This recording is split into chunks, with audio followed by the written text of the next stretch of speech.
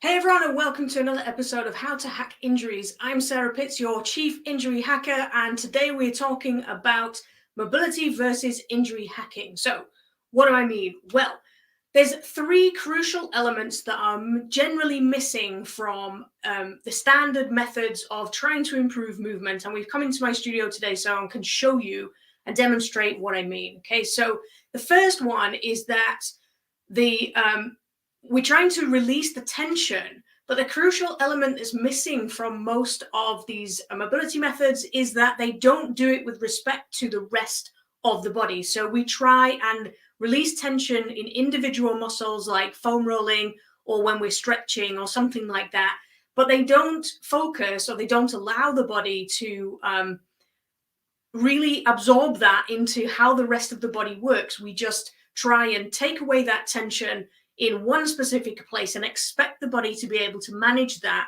afterwards.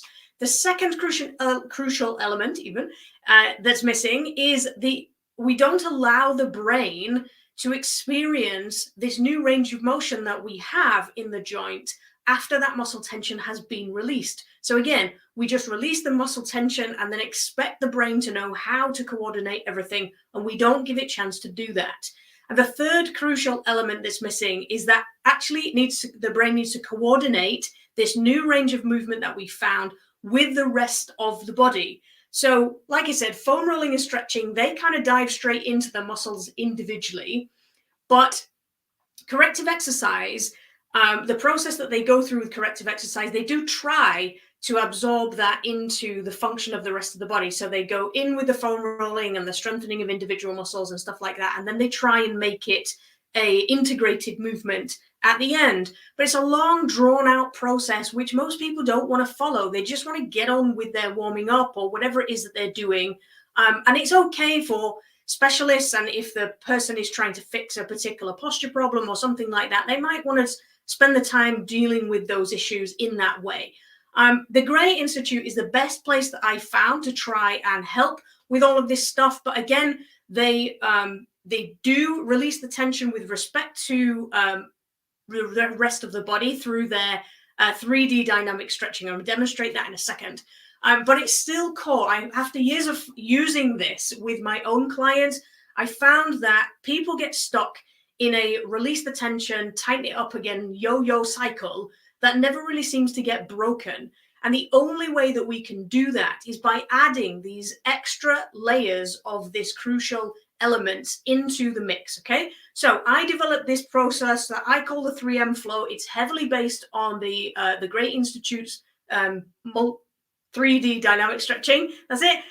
But we've added these extra layers on, so now we can achieve so much more in just a few minutes, where everybody else takes like 30 minutes to do it, especially when it comes to the corrective exercise or the outlining each individual stage. Okay, so I'm going to demonstrate this with a hip demonstration. For some reason, my wide angle lens camera is not working, so you can see a bit of me, but hey. All right, so I'm going to split my feet, one foot in front of the other, and I'm going to work on the hip that's at the back here. Okay, so if I work with the Gray Institute's dynamic stretching, 3D dynamic stretching, they suggest you go forwards and backwards. Okay, I put my hands here on my hips so you can see what's happening. You don't have to stand like this, although you'll be amazed at how many people just copy what you do like this. Okay, so my knees are not bent. I'm literally just moving my hips backwards and forwards. Okay, my heels are down on the ground, even though you can't see them. Okay, and then we can go side to side. This is 3D dynamic stretching, so it's front to back, side to side, and rotate. Okay, we can use that as a platform if we want to. You take your hips as far as they'll go either way. Okay, and then we can rotate the hips this way, again, to create that new movement. Okay, we're trying to release tension in lots of different areas of the body. And when we do it like this, it does do it with respect to the rest of the body. And what I mean by that is that the brain can see whereabouts this stuff is stuck. We can go around in circles if we want to. We can see where it's stuck, and then it can release it in regards to the rest of the body, because with movement, everything is involved.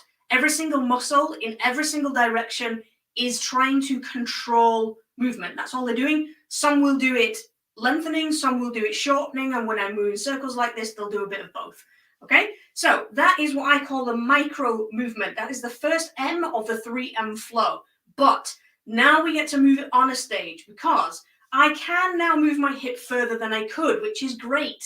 But if I'm about to go into a training session, my brain needs the time to absorb all of this new stuff into what it's going to do next. Okay, so we just need to spend a little bit of time helping it understand how to do that.